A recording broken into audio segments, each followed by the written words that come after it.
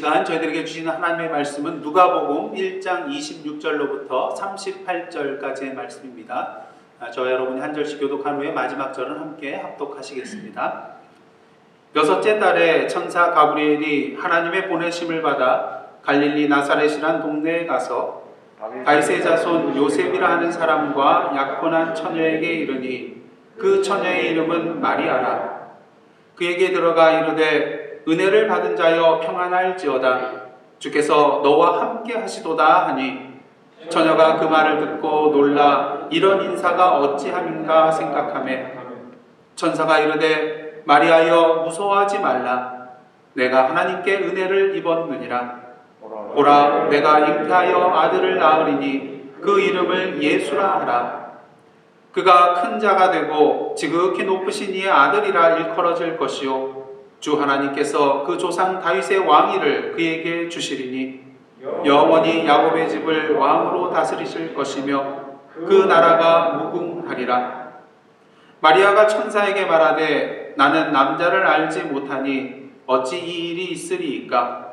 천사가 대답하여 이르되 성령이 내게 임하시고 지극히 높으신 이의 능력이 너를 덮으시리니 이러므로 나실 바 거룩한 이는 하나님의 아들이라 일컬어지리라. 보라 내 친족 엘리사벳도 늙어서 아들을 배었느니라. 본래 임신하지 못한다고 알려진 이가 이미 6달이 되었나니 대저 하나님의 모든 말씀은 능하지 못하심이 없느니라. 다 함께 읽겠습니다. 마리아가 이르되 주의 여종이 오니 말씀대로 내게 이루어지이다 하매 천사가 떠나가니라. 아멘. 이는 하나님의 말씀입니다. 함께 기도하시겠습니다. 하나님, 주님의 오심을 기다리는 대강절을 맞이하여 이 시간 주님 앞에 나왔습니다. 매년 찾아오는 이 대강절의 기간을 그저 홀로 보내며 습관적으로 지내는 것이 아니라 예수께서 2000년에 오셨던 그 의미를 다시 한번 묵상하며 다시 오실 예수 그리스도를 기다리는 마음으로 경건의 훈련을 쌓아가는 의미 있는 시간 되게 하여 주옵소서. 그러게 오늘도 주님의 말씀으로 깨닫기를 원합니다. 은혜 받기를 원합니다. 그 말씀 앞에 결단하기를 원합니다. 주여 친히 말씀하여 주옵소서. 예수님의 이름으로 기도드리옵나이다. 아멘. 여러분 혹시 슬로비족이라는 말을 들어보셨나요? 이 슬로비족이라고 할 때 이 슬로비는요, slow but better walking people이라는 그런 말의 약칭이라고 할 수가 있는데요. 말 그대로 천천히 그러나 더 훌륭하게 일하는 사람들을 말할 때 이 슬로비족이라는 말을 쓴다고 합니다. 근데 이 사람들은요, 오늘 현대 사회와 같이 빠르게 돌아가는 이 현대 생활의 속도를 늦춰서 좀 천천히 또 느긋하게 살고자 하는 사람들을 말합니다. 그렇다고 이 사람들이 결코 게으르거나 무능한 사람들은 아닙니다. 재산을 늘리고 세상적으로 출세하고 성공하는 것보다 다른 것에 가치를 부여하고 성실하게 인생을 살아가는 사람들이 바로 이 사람들이기 때문인 것이죠. 예를 들어서 물질적인 그런 풍요보다는 자신의 마음의 풍요를 더 가치 있게 두고요. 또 세상적인 출세와 성공보다는 가족들과의 그런 행복한 삶에 더 가치를 두는 사람들이 바로 이러한 사람들인 것입니다. 그러게 어떻습니까? 특히 우리나라 사람들은 뭐 밤새서 일하는 거 일수죠. 그게 그냥 생활화되어 있습니다. 일상화되어 있죠. 하지만 이 슬로비족에 해당되는 사람들은 이렇게 밤새서 일하기보다는 적정 수준의 봉급으로 만족해하고 오히려 자신의 여가를 누리고 즐기는 사람들입니다. 또한 가족과 떨어져 지내지 않기 위해서 거액의 연봉을 거부하고 가족과 함께 있을 수 있는 그 자리를 선택하며 나아가는 사람들이 바로 이러한 사람들이죠. 오늘 우리는 디지털 사회에서 빠름의 문화 속에서 살아가며 거기에 익숙한 그런 삶을 살아가고 있습니다.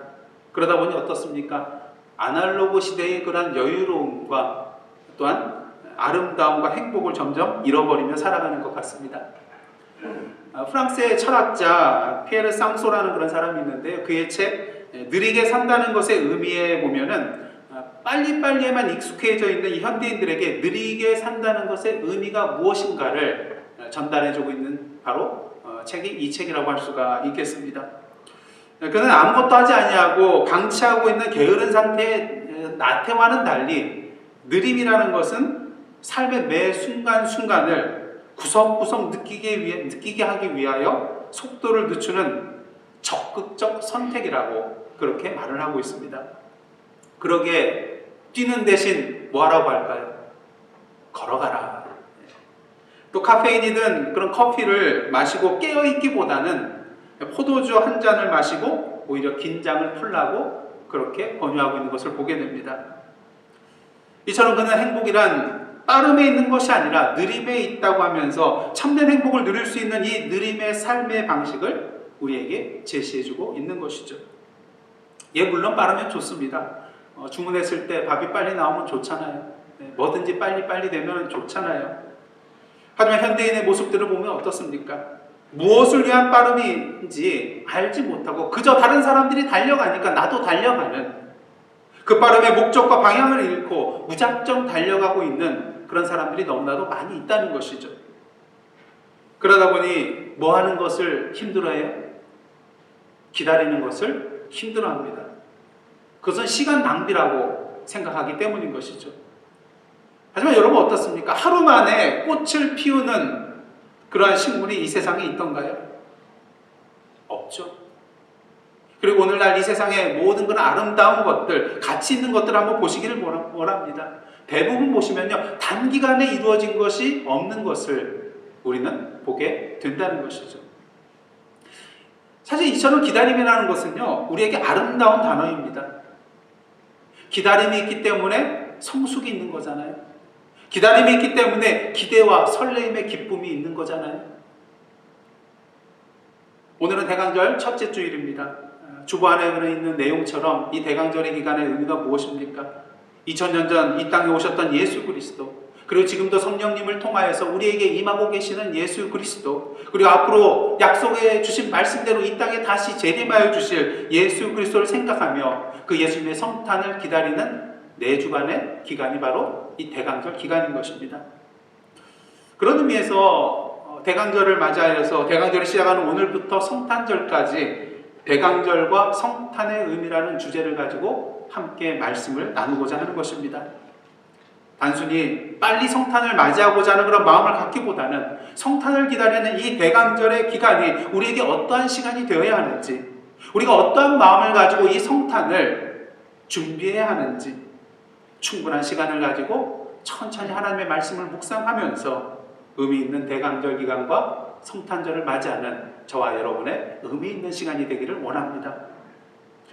오늘 말씀을 보시면 하나님께서 천사 가브리엘을 보내서 마리아에게 이렇게 말씀을 하시죠. 은혜를 받은 자여 평안할지어다, 주께서 너와 함께 하시도다. 근데 여기서 평안하다는 그런 단어는요, 헬라어로 카이로라는 그런 단어를 쓰는데요, 기뻐하다는 그런 뜻입니다. 그래서 공동번역의 번역을 보면은 이렇게 번역을 하고 있어요. 은총을 가득히 받은 이여 기뻐하여라, 주께서 너와 함께 하신다. 갑작스러운 이러한 가브리엘 천사의 방문과 이 소식에 마리아는 놀라서 도대체 이 내용이 무엇인가 그런 생각을 하고 있을 때 다시 천사가 말합니다.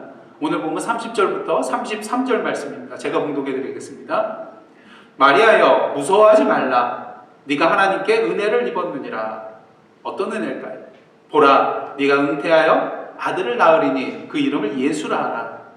그가 큰 자가 되고 지극히 높으신 이의 아들이라 일컬어질 것이요 주 하나님께서 그 조상 다윗의 왕위를 그에게 주시리니 영원히 야곱의 집을 왕으로 다스릴 것이며 그 나라가 무궁하리라. 참으로 기뻐해야 할 그런 소식입니다. 왜 그렇습니까? 크게 3가지로 생각해 볼 수가 있는데, 첫째로 자녀가 생긴대잖아요. 여러분들 부부가 결혼을 해가지고 가장 큰 기쁨의 소식 중에 하나가 무엇입니까? 자신들의 사이에서 아기가 태어난다는 거예요. 이 아기는 어떤 아이입니까? 부모를 닮은 아이잖아요. 세상에 나를 닮은 아기가 태어나다니, 이거보다 더 기쁜 소식이 어디에 있겠습니까? 자신을 향해서 엄마 아빠라고 불러줄 수 있는 자녀가 있다는 거 얼마나 기쁜 일입니까? 물론 자녀가 왼수처럼 보일 때가 있을지도 모르죠. 하지만 그럼에도 불구하고 자녀가 생긴다는 것은 커다란 축복이요 은혜인 것입니다. 근데 둘째로 생각할 것은 그 아기가 아들이라는 거예요. 물론 오늘날에는 뭐 딸이 있어야지 비행기 탄다는 그런 말도 있지만 어떻습니까? 이스라엘도 가부장적인 사회예요. 그러다 보니까 대를 이을 사람은 바로 딸이 아니라 아들인 것입니다. 근데 그런데 아기가 태어났는데 아들이 태어날 거라고 하니 얼마나 기쁘겠어요. 그래서 세 번째로 아들이 태어났는데 그 아들이 뭐가 된다는 거예요? 이스라엘의 왕이 된다는 것입니다. 한마디로 세상적으로 출세하고 성공한다는 것이죠. 오늘 어떻습니까? 잘생기면 배우하면 되고 못생기면 뭐라도 잘해야 된다 그래요? 공부라도 잘해야 된다. 이건 무슨 말입니까? 어찌됐든 간 출세해야 된다는 거예요. 어찌됐든 간 성공해야 된다는 것입니다. 근데 그 아들이 이스라엘 왕이 된다는 거예요. 왕이 되는 것뿐만 아니라 그 나라가 무궁하게 될 것이라고 말을 해주고 있습니다. 이러고 본데 이 소식은 정말로 기뻐할 수밖에 없는 그러한 소식임을 우리가 알 수 있다는 것이죠. 하지만 마리아 마음속에 한 가지 걸리는 것이 있었습니다. 다 좋은데 이거 한 가지가 걸려요. 뭡니까? 나는 아직 결혼하지 않았는데, 그냥 정혼한 그런 상태인데. 그러게 마리아는 천사에게 이렇게 말합니다. 34절 하반절입니다.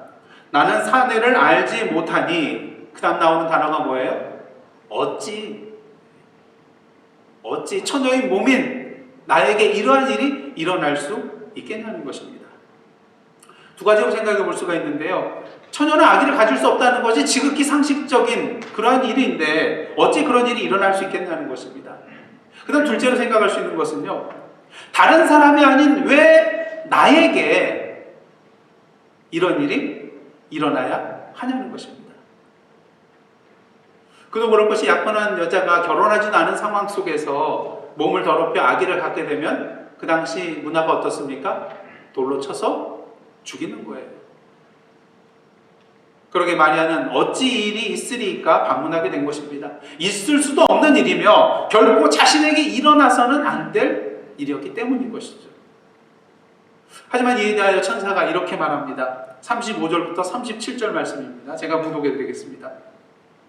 천사가 대답하여 이르되 성령이 내게 임하시고 지극히 높으신 이의 능력이 너를 덮으시리니 이러므로 나실 바 거룩한 이는 하나님의 아들이라 일컬어지리라. 더 놀라운 소식을 전해주고 있어요. 보라, 내 친족 엘리사벳도 늙어서 아들을 배웠느니라. 본래 임신하지 못한다고 알려진 이가 이미 6달이 되었다니. 그 다음 말씀 한번 다 함께 읽겠습니다. 시작. 대저 하나님의 모든 말씀은 능하지 못하심이 없느니라. 아멘. 이 천사의 말을 들은 마리아가 이제 뭐라고 대답합니까? 38절 상반절입니다. 함께 읽겠습니다. 시작. 마리아가 이르되 주의 여종이오니 말씀대로 내게 이루어지이다.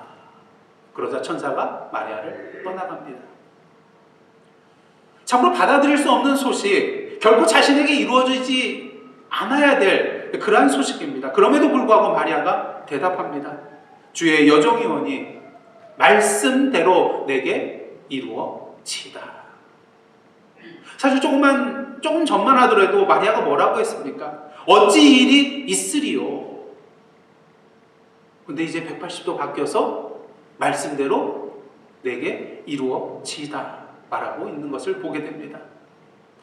만약 여러분이 마리아라면 이 천사의 방문과 예수 그리스도를 앵태하게 될 것이라는 소식에 대하여 말씀대로 내게 이루어지이다, 이 마리아와 같이 대답할 수 있겠습니까? 한번 마리아가 한번 돼보세요. 저 같으면 처음 했던 말을 계속할 것 같아요. 처음에 어찌 이 일이 있으리까 말했던 것처럼 이 어찌라는 말을 계속 붙들 것 같아요. 어찌 일이 나에게 일어날 수 있겠습니까? 하필이면 왜 나입니까? 어찌 왜 나에게 이런 시련을 주십니까? 아마 이러한 대답을 하지 않았을까 생각을 해보게 됩니다. 오늘도 우리가 신앙생활하는 가운데 종종 하나님께서 우리를 찾아오셔서 우리를 향하신 당신의 뜻과 계획이 무엇인지 말씀해 주실 때가 있어요. 근데 문제는 그 소식이 오늘 천사가 마리아에게 전해준 소식처럼 우리들 생각으로는 도저히 이해할 수 없는 그리고 이해해서도 안 될 그러한 내용일 때가 있다는 것입니다. 그러기에 이러한 때마다 우리는 어찌라고 주님께 질문을 하는 것이죠. 어찌 이런 일이 일어날 수 있겠습니까? 어찌 이 일이 왜 나에게 일어나야 합니까? 계속해서 거듭하여 질문하게 되는 것이죠. 그러게 주님께서 오늘 본문 말씀을 통하여 우리에게 더 이상 어찌 자리에 머물러 있지 말고 마리아처럼 일어나 이제는 말씀대로의 길로 나아가라고 말씀해주고 계신 것입니다. 그렇다면 오늘 이 시간 어찌의 자리에서 말씀대로의 길로 나아간 이 마리아의 모습을 통하여 하나님께서 우리에게 주시고자 하는 그런 말씀은, 의미는 무엇일까요? 첫째로 하나님께서는 어찌의 자리에서 말씀대로의 길로 나아간 마리아의 모습을 통하여 우리에게 믿음의 길로 나아가라고 말씀하고 계십니다. 다 잘 아는 그런 내용이겠지만 여러분, 기다림 중에 가장 힘든 기다림은 어떠한 기다림일까요? 여러 가지 있을 수가 있겠지만 아마 기약 없는 기다림이 제일 기다리기 힘든 기다림이 아닐까, 그런 생각을 해보게 됩니다. 이러한 기다림이 어디에 나오냐면요, 누가복음 15장, 둘째 아들이 집을 나가서 언제 돌아올지 모르는 상황 속에서 그 아들을 기다리는 아버지의 마음, 어떻습니까? 누가복음 15장을 보면 이 둘째 탕자가 나가서 허랑방탕하게 모든 것을 허비하고 이제는 돈이 없으니까 다 떠나가잖아요. 그리고 돼지를 치는데 돼지가 먹는 쥐업 열매를 줄 사람조차 없는 그런 상황입니다. 그제서야 자신의 잘못을, 죄를 깨닫고 뉘우치고 아버지께 다시 돌아가게 되죠. 근데 놀라운 일이 발생합니다. 아직도 집과는 거리가 먼데 저 멀리서 아버지가 자기를 알아보고 뛰어오는 거예요. 달려와서 부둥켜 안고 입을 맞추고. 여러분, 이 아버지가 우연히 이 아들을 발견하게 된 것일까요? 결코 아니라는 것입니다. 아마 매일같이 집 밖에 나와서 이 아들이 언제나 돌아오려나 하는 그러한 마음을 가지고, 애타는 심정을 가지고 매일같이 기다렸기 때문에 저 멀리서 오는 그 아들을 한눈에 알아보고 달려갈 수 있었다는 것이죠.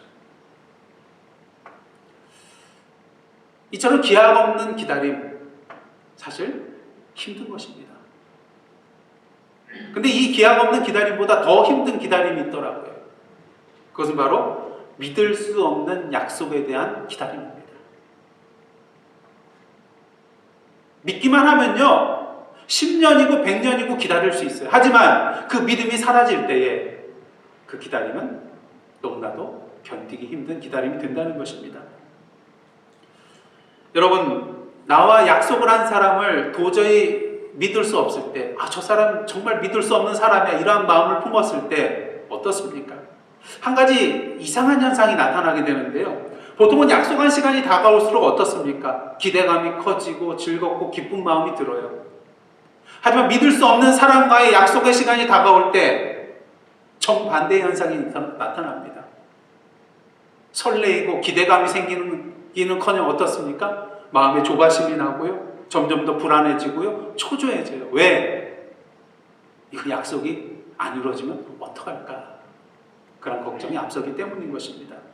그렇게 믿을 수 없는 사람과 약속할 때는 또 질문을 하게 되죠. 정말이죠? 믿어도 되죠? 약속 꼭 지키셔야 합니다. 계속해서 반복해서 확인을 하게 되는 것입니다. 오늘 마리아의 고백을 한번 보시기를 원합니다. 처녀의 몸으로 아기를 잉태한다는 것, 그것도 하나님의 아들을 낳게 된다는 것, 그냥 아이를 낳는 것도 아니라 하나님의 아들을 낳게 된다는 것, 참으로 믿기 어려운 그런 약속의 말씀입니다. 하지만 대저 하나님의 모든 말씀은 능하지 못하심이 없느니라는 이 천사의 말에 대하여 뭐라고 대답하죠? 말씀대로 내게 이루어지이다. 하나님의 말씀이기에, 천사가 전해준 소식이기에 그 말씀을 그대로 믿겠다는 고백인 것이죠. 그리고 하나님께서는 이러한 마리아의 믿음이 흔들리지 아니하도록 그녀를 위하여 확실한 표적 한 가지를 준비해 놓고 계셨습니다. 36절 말씀 보도록 하겠습니다. 천사가 말합니다. 보라, 네 친족 엘리사벳도 늙어서 아들을 배웠느니라. 본래 임신하지 못한다고 알려진 이가 이미 6달이 되었나니. 그렇게 천사가 떠나간 후 마리아가 어디로 갔을까요? 당장 엘리사벳 집으로 달려갔습니다. 그곳에 이르러 엘리사벳에게 문안할 때에 엘리사벳이 성령의 충만함을 받아서 마리아에게 이러한 말을 합니다. 누가복음 1장 42절과 45절 말씀 한번 다 함께 읽도록 하겠습니다. 시작. 내가 복이 있으며 내 태중의 아이도 복이 있도다. 주께서 하신 말씀이 반드시 이루어지리라고 믿은 그 여자에게 복이 있도다. 여러분, 마리아가 가브리엘 천사 만난 이야기를 이 엘리사벳에게 말해줬습니까? 아니요, 말해주지 않았어요. 근데 이미 알고 있어요. 그리고 그 여자가 복이 있다고 말을 해주고 있습니다. 이거보다 더 확실한 증거가 어디 있겠습니까? 이거보다 더 분명한 표적이 어디 있겠습니까? 그러게 이 엘리사벳의 말을 통하여 마리아는 천사가 자신에게 준 그 소식, 그 약속의 하나님의 말씀이 분명히 이루어질 말씀이라는 것을 더욱더 굳건하게 믿을 수 있었을 것입니다. 누가복음 2장을 보시면은 예수님의 탄생을 천사들이 목자들에게 알려주죠. 그래서 목자들이 베들레헴으로 달려가서 말구에 누이신 그 아기 예수를 보고 엎드려 절합니다. 그리고 자신들이 천사들을 만나 겪었던 이야기를 다 소생하게 얘기를 해주죠. 이때 그곳에 있던 사람들은 이 말을 듣고 모두 다 기이하게 여깁니다. 놀라게 되죠. 한 사람만 빼고요. 그 한 사람이 누구입니까? 바로 마리아였습니다. 누가복음 2장 19절에 의하면요, 마리아는 이 모든 말을 마음에 새기어 생각하였다고 그렇게 말하고 있습니다. 마리아 하나님의 이 약속의 말씀을 믿음으로 굳게 붙들고 있었기 때문에 이 목자들의 증거에 대하여 놀랄 이유가 없었던 거예요. 기이 여길 이유가 없었던 거예요. 그러게 마리아는 이 목자들의 말을 마음에 새겨 생각할 수 있었던 것입니다. 여러분, 하나님의 약속의 말씀을 받으셨습니까? 그렇다면 이 마리아와 같이 믿음을 가지고 기다리시기를 원합니다. 왜요? 천사가 말해준 것처럼 하나님의 말씀은 능하지 못하심이 없기 때문인 것입니다. 예, 물론 흔들릴 수가 있습니다. 하지만 이러한 기다림 가운데 하나님께서는 우리의 믿음을 더욱더 굳게 해주시기 위하여 마리아에게 엘리사벳의 표적을 보여주신 것처럼 우리에게도 표적을 보여주실 때가 있다는 것입니다. 이번에 저희가 선교 후원을 하였던 인도네시아 발리섬의 김희명 선교사님, 여러분도 기억하실 것입니다. 3년 전에 저희 교회 방문하셨었잖아요. 그리고 말씀도 증거해 주셨고요. 그때 김희명 선교사님으로부터 선교 현장에 관한 그런 여러 가지 말씀을 들을 기회가 있었습니다. 근데 그 내용 중 한 가지 아직도 기억나는 그런 내용이 있는데요. 그것은 지금까지 그곳에서 참으로 힘들고 어려운 상황 속에서도 하나님의 일을 놓지 않고 지속해 나갈 수 있었던 것은 힘들고 어려울 때마다 하나님께서 뭘 보여주셨을까요? 표적을 보여주셨기 때문에 계속해서 해나갈 수 있었다는 것입니다. 인간의 힘으로, 인간의 생각으로, 세상적인 방법으로는 도저히 풀어나갈 정답이 없었음에도 불구하고 그때마다 하나님께서 생각지도 못하는 그런 방법을 통하여 도움의 손길을 주셔서 그 모든 장애물을 뛰어넘어갈 수 있도록 인도해 주셨다는 것입니다. 그래서 이러한 말씀을 하시는데 참 도전이 되더라고요. 그러니 하나님께서 그만두라고 말씀하시기 전에는 아무리 힘들고 어려운 일이 있다더라도 포기할 수 없었습니다. 하나님이 그만두라고 말씀하시기 전에는 포기할 수 없었다는 거예요. 비록 지금은 코로나로 인하여 우리 김희명 선교사는 지금 뉴욕 아드님 댁에 계시는데요. 지금 인도네시아 발리섬으로 들어갈 수가 없는 그런 상황입니다. 하지만 선교사님께서는 결코 낭망하지 아니하시고 절망하지 아니하시고 계속해서 믿음으로 하나님의 때를 기다리며 그 때를 기도로 준비하고 계시는 것을 전화통화를 통해서 알 수가 있었습니다. 사랑하는 성도 여러분, 하나님께서 주신 그 약속의 말씀을 믿음으로 붙들고 나아간다는 것, 물론 쉬운 일이 아닙니다. 어떨 때는 흔들릴 때도 있습니다. 하지만 그럴 때마다 오히려 영적인 눈을 크게 떠서 여러분의 삶의 주변을 돌아보시기를 원합니다. 분명히 하나님께서 우리의 믿음을 굳건하게 붙들어 주시기 위하여 우리에게 준비해 두신 표적이 눈안에 들어오게 될 것입니다.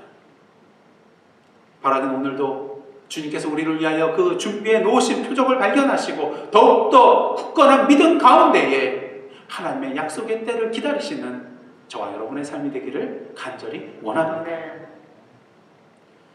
그 다음 둘째로 하나님께서는 어찌의 자리에서 말씀대로의 길로 나아간 마리아의 모습을 통하여 우리에게 헌신의 길로 나아가라고 말씀하고 계십니다. 누가복음 1장과 2장의 내용을 보시면요, 마리아가 엘리사벳 집에서 석 달을 머물다가 이제 다시 집으로 돌아간 후에 2장에 보시면 이제 드디어 아기 예수께서 탄생하는 그런 이야기가 나타납니다. 근데 문제는 이 엘리사벳 집에서 다시 자신의 집으로 돌아가서 나중에 아기 예수를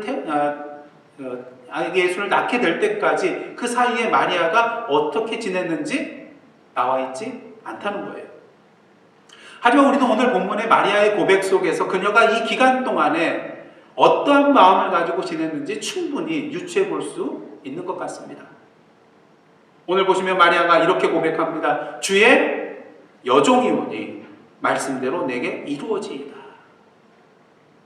여러분, 종은 어떠한 존재입니까?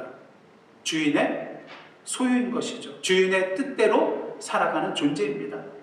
그러게 주의 여종이라는 이 마리아의 고백은 이제 주님의 소유로서 내 인생을 주님 앞에 드리겠다는 헌신의 고백임을 알 수 있다는 것이죠. 그렇게 주의 여종이오니 말씀대로 내게 이루어지다, 이 마리아의 고백은 아마 이러한 의미를 담고 있지 않는가 생각해 봅니다. 하나님, 제가 누구입니까? 바로 하나님의 여종 마리아입니다.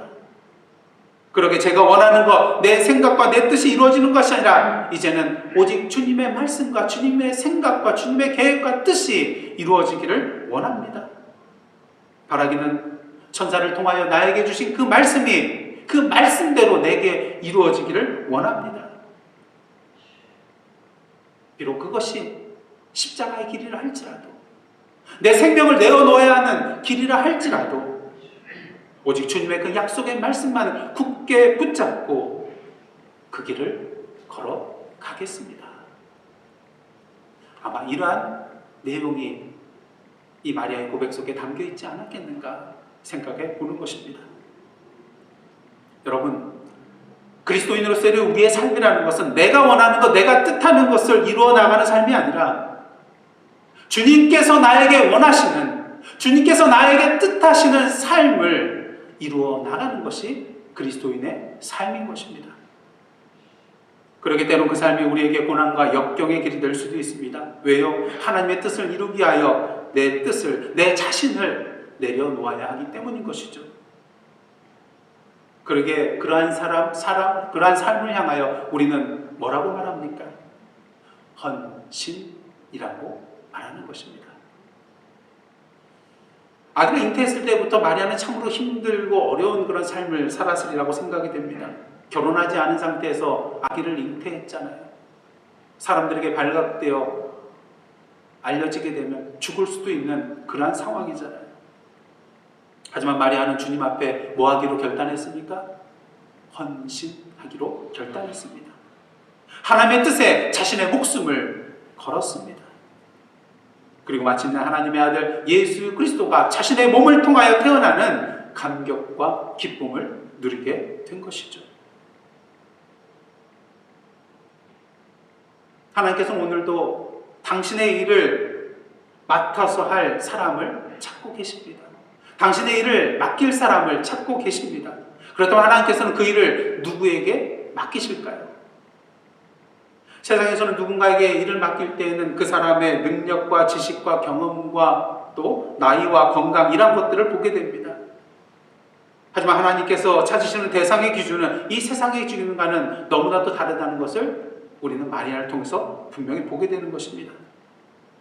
비록 능력과 지식과 경험이 부족하다 할지라도, 가진 것이 없다 할지라도, 내세울 것이 없다 할지라도 하나님께서 오늘 찾으시는 그 사람은 오늘도 이 시간 당신의 말씀에 대하여 아멘으로 순종하며 헌신할 수 있는 사람, 그 사람을 찾는다는 것이죠. 그런 의미에서 이 시간 저와 여러분이 바로 그 사람이 되기를 원합니다. 마리아와 같이 하나님의 부르심에 대하여 헌신할 수 있는 저와 여러분의 삶이 되기를 간절히 원합니다. 그럴 때 하나님께서 우리의 헌신을 기뻐 받으시고 마리아를 통하여 일하신 것처럼 우리를 통하여 일하시고 우리를 통하여 당신의 뜻을 이 땅에 펼쳐 나가실 것입니다. 그다음 마지막으로 하나님께서는 어찌의 자리에서 말씀대로의 길로 나간 마리아의 모습을 통하여 우리에게 은혜를 누리라고 말씀하고 계십니다. 마리아는 하나님의 약속의 말씀을 믿고 기다렸습니다. 주님의 여종으로서 목숨을 걸고 헌신하여 하나님의 때를 기다렸습니다. 물론 세상적으로 봤을 때는 불안하고 초조해하고 두려울 수밖에 없는 그런 기다림이었겠죠. 하지만 한편으로는 어떻습니까?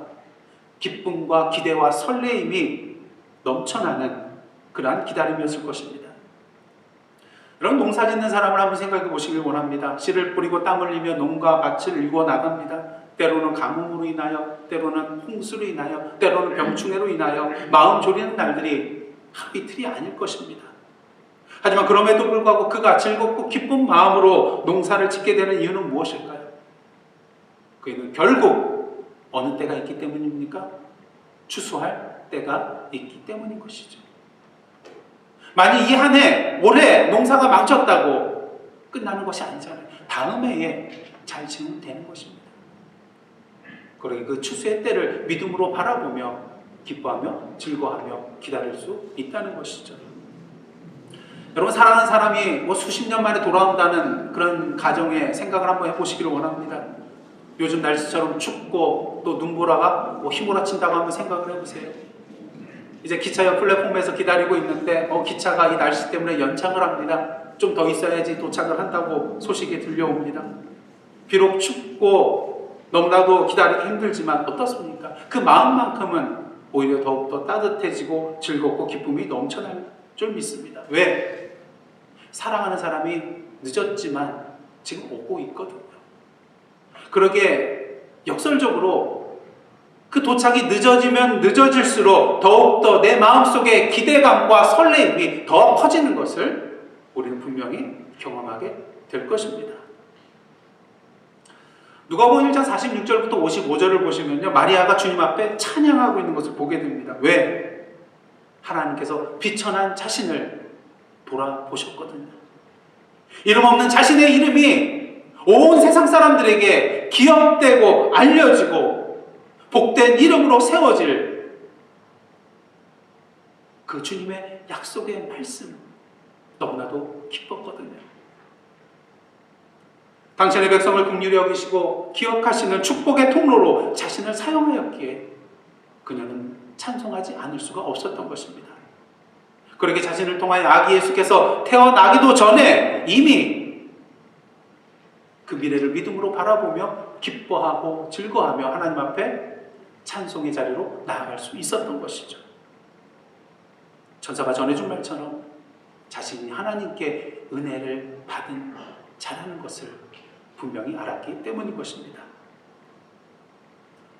사실 오늘도 보잘것없는 나를, 별 볼 일 없는 나를, 세상에서 알아주지도 않는 그런 나를 불러주시고 세워주시고 능력 주시고 높여주셔서 당신의 그 큰일을 할 수 있도록 인도해 주신 분이 바로 우리 여호와 하나님이십니다. 그러게 우리는 이것을 향해서 뭐라고 말합니까? 은혜라고 말하는 것이죠. 바라기는 이 시간 마리아를 통하여 하나님 앞에 우리 자신이 어떠한 존재인지, 어떠한 은혜를 입은 자인지 다시 한번 발견하시고 확인하시고 그 은혜를 우리의 삶 가운데 누려 나아가시는 저와 여러분의 삶이 되기를 원합니다. 사도 바울은 고린도후서 6장 8절로부터 10절을 통해서 우리가 어떠한 존재인가 분명히 알려주고 있습니다. 한번 천천히 함께 합독하도록 하겠습니다. 시작. 우리는 속이는 자 같으나 참되고 무명한 자 같으나 유명한 자요, 죽은 자 같으나 보라 우리가 살아있고, 징계를 받는 자 같으나 죽임을 당하지 아니하고, 근심하는 자 같으나 항상 기뻐하고, 가난한 자 같으나 많은 사람을 부요하게 하고 아무것도 없는 자 같으나 모든 것을 가진 자로다. 할렐루야. 이것이 바로 하나님의 은혜요, 그리스도인으로서 우리가 누릴 특권인 것입니다. 바라기는 하나님이 주신 이 은혜와 특권을 우리의 삶의 현장 속에서 충분히 사용하시고 온전히 누리시는 저와 여러분이 되기를 원합니다. 그럴 때 우리는요, 세상 사람들이 찡그릴 수밖에 없는 그 상황 속에서도 환하게 웃을 수 있고요, 세상 사람들이 슬퍼할 수밖에 없는 그런 상황 속에서도 기뻐 웃을 수, 또 노래할 수 있고요, 세상 사람들이 탄식할 수밖에 없는 그런 상황 속에서 여호와 하나님을 향하여 고개를 들어 두 팔을 벌려서 찬양할 수 있게 되는 것입니다. 그러게 이제 더 이상 위축되지 마시기를 원합니다. 더 이상 움츠려들지 마시기를 원합니다. 이제는 당당하게 가슴을 펴고 하나님의 자녀로서 하나님이 주신 이러한 특권과 은혜를 사용하고 누리시는 저와 여러분의 삶이 되기를 간절히 원합니다. 대강절을 맞이하여 하나님께서 마리아를 통하여 어찌의 자리에서 이제는 말씀대로의 길로 나아가라고 말씀하고 계십니다. 이 말씀은 이제 믿음의 길로 나아가라는 것입니다. 헌신의 길로 나아가라는 것입니다. 그리고 무엇보다도 우리에게 주신 그 하나님의 은혜를 기쁨으로 누리라는 하나님의 명령인 것입니다. 오늘도 하나님께서 마리아에게 임했던 천사를 통하여 우리에게 말씀하고 계십니다. 무서워하지 말라. 네가 하나님께 은혜를 입었느니라. 대저 하나님의 모든 말씀은 능하지 못하심이 없느니라. 이 하나님의 말씀에 대한 저와 여러분의 오늘의 대답은 무엇입니까? 기도하시겠습니다. 하나님, 마리아의 이야기를 통하여 대강절의 의미를 다시 생각해 봅니다. 대강절의 기간은 믿음의 길로 나아가는 시간이요, 헌신의 길로 나아가는 시간이요, 하나님의 은혜를 기쁨으로 누리는 찬송의 시간임을 이 시간 고백합니다. 바라기는 이 대강절 기간 동안, 아니 주님 다시 이 땅에 오실 그날까지 마리아처럼 어찌의 자리에서 이제 일어나 말씀대로의 길로 나아가는 저희들의 삶 되게 하여 주옵소서. 예수님의 이름으로 기도드리옵나이다. 아멘. 이제는 우리 구주 예수 그리스도의 은혜와 하나님 아버지의 크신 사랑과 성령님의 감동과 교제케 하시는 역사가 오늘 이 시간 오늘의 마리아가 되어서 어찌해서 이제는 말씀대로의 삶의 길로 다름질하고자 결단하며 나아가는 하나님의 백성들과 그 삶의 터전 위에 나라와 민족과 이 미국 땅과 온 세계와 그리고 오늘도 오직 십자가만을 앞세우고 목숨을 걸고 순교하는 마음으로 하나님의 진리의 말씀과 사랑을 전하고 계시는 그 선교사님들과 선교의 현장 위에 이제로부터 영원토록 함께 계시옵기를 간절히 축원하옵나이다. 아멘.